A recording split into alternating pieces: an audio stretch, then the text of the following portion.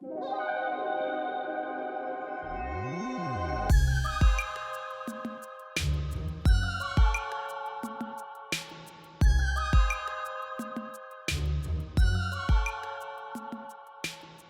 folks, welcome back to another Dice Tower preview. I'm Mark, and today we're taking a look at Mythic Mischief Vol II, which is brought to you by Ivy Studio, Ivy Games. It's for 1 to 4 players, ages 14 up, and games usually run about 45 to 90 minutes. Nestled within the enchanting grounds of Mythic Manor lies a mesmerizing hedge maze. Outside of class visits, access to the hedge garden is strictly off limits to the students of Mythic Manor. The policy is diligently enforced by the mysterious Groundskeeper. This led to a new competition among the students who can hide in the hedge maze without getting caught. The Groundskeeper makes daily rounds in the school's hedge maze, but a copy of the task list has fallen into the students' possession. They know exactly where the Groundskeeper is headed and in what order. The only thing they can change is the path the Groundskeeper will take to get there. It's the perfect chance for the students of Mythic Manor to once again prove who is best in class. In this standalone sequel to Mythic Mischief, you play as a faction of Mythic Manor students competing to get as many of your fellow students caught by the Groundskeeper as you can without getting caught yourself. Volume 2 introduces new students to the school, the Gargoyles, Gnomes, Werewolves, and Fairies, and each have their own unique set of abilities to move around the board, move other factions into the path of the Groundskeeper, and even alter the course of the Groundskeeper by moving hedge walls. During play, you will be able to upgrade your faction's abilities throughout the game by collecting powerful tomes from around the hedge maze. The winner is the first team to score 10 Mischief Points, or the team with the most Mischief Points when the Groundskeeper finishes all their work after dark. So yes, this is Volume 2. This is a sequel to Mythic Mischief. You've got new factions, you've got a new setting out in the hedge maze against the Groundskeeper. It is different for sure, but the nice thing is that you can combine all the things together and play with the different factions from both sets and so forth, but you don't need the original for this new standalone. It is ready to go out of the box. So, if you don't know Mythic Mischief, I'm going to give you a quick rundown on how a round works, but there's some really great how to play videos out there, some live plays, some really neat things that they put together for you to go check out, absolutely. Now, the thing here is that you have students with all varying abilities, and the thing is that they will be using their dice in order to track those abilities, and you'll mark them down as you use each of the actions. And every round you get to refresh these and so forth, so you're not just running out every game. But the thing is that each of them does things in a little bit different way. You've got movement, you've got ways that you can manipulate other players as well as your particular team, and then you can also manipulate the hedges around the maze and move them and shift them, which is pretty neat.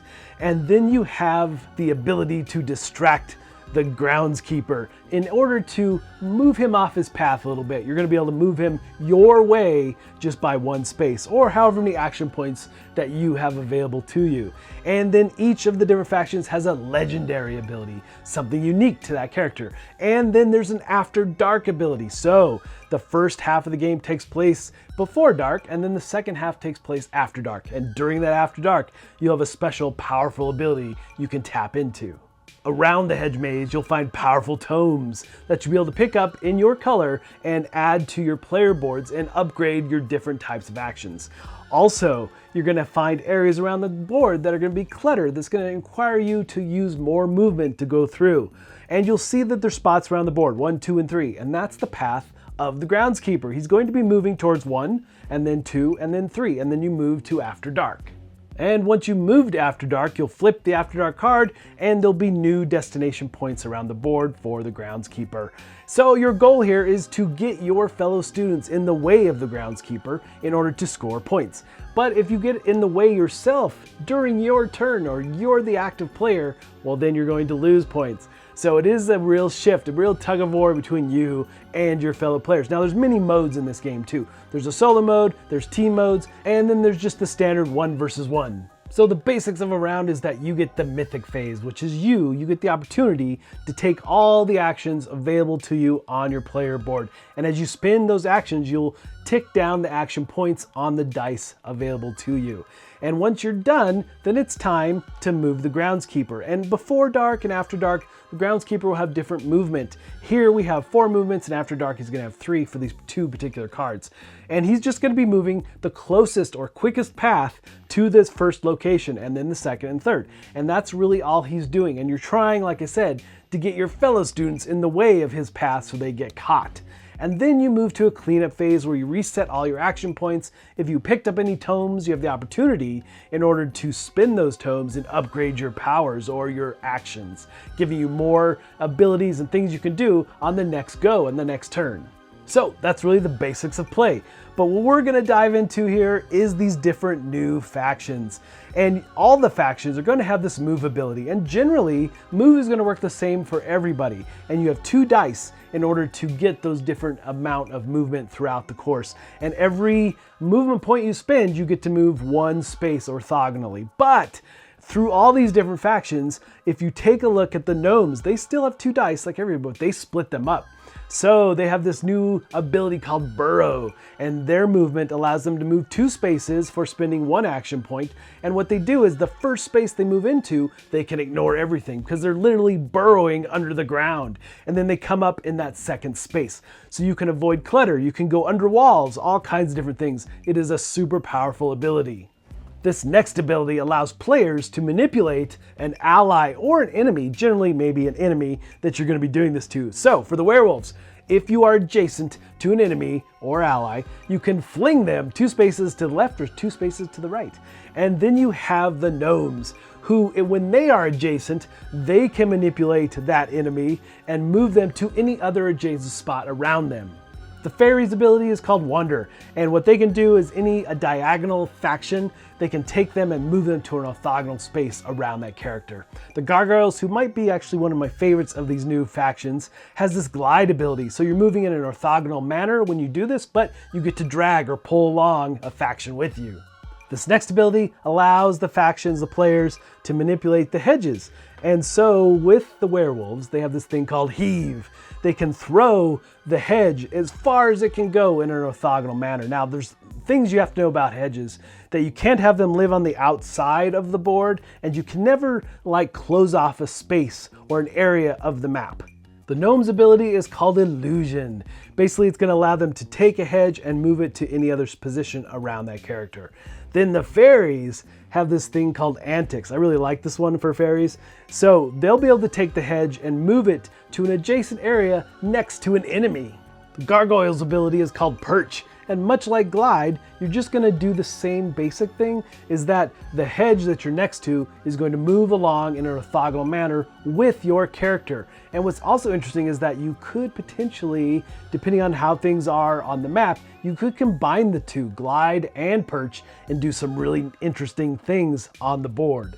The last 2 unique abilities I want to talk about with each of these factions is legendary ones and After Dark ones. So for the Werewolves, their legendary ability is called Full Moon. And the thing to note about legendary abilities is that you need a tome.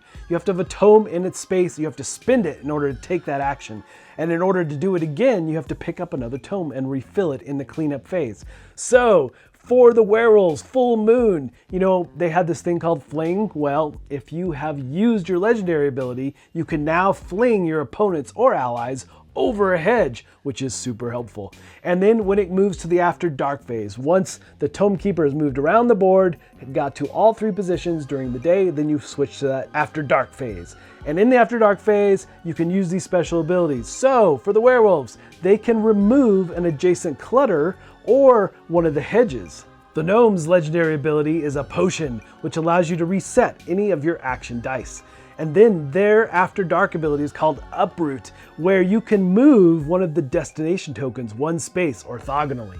The Fairies' legendary ability allows them to switch position of the Groundskeeper and an enemy, which is really an interesting power for sure.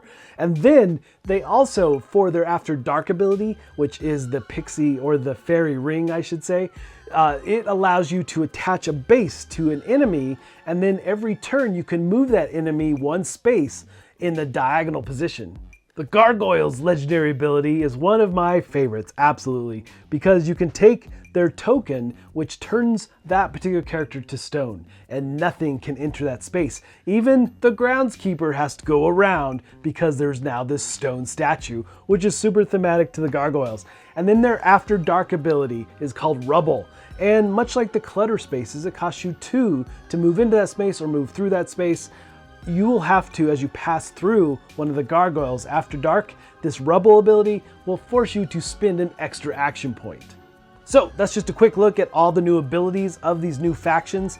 And you know, I still haven't picked a favorite. I'm leaning towards the Gargoyles, but there's so many interesting things with them that I just want to play them all. You know, the Gnomes, the Fairies, and I like that the Werewolves are just kind of this powerhouse out there. But there's lots of different choices in how you put things together between them and how you upgrade between turns and in that cleanup phase, and how you can boost 2 of your abilities artificially, so to say, to give them more action points in that next turn and next round. I really like those aspects of this game in general. And again, you know, you're trying to get 10 points, or at the end of After Dark, when the Groundskeeper have reached his 3rd position, whoever has the most points is going to win the game.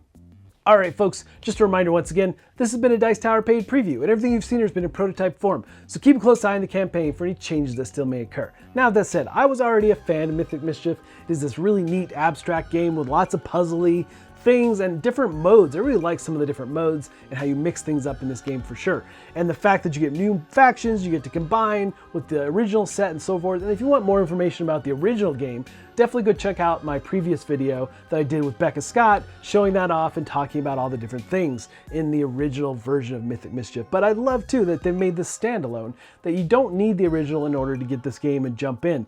Every time I play, I generally play with a different faction, and it just really changes up how you play and what you do. And I still, like I said, here I don't really have a favorite yet, although, again, leaning towards Gargoyles. But overall, between the 2 sets, I still don't really just have like the go-to faction I always use. I love the fact that I'm always using something different. But folks, ultimately, if this looks like something of interest to you, I'm sure they'd appreciate your support. So I think that's it from me, and until next time, we'll see you at the table.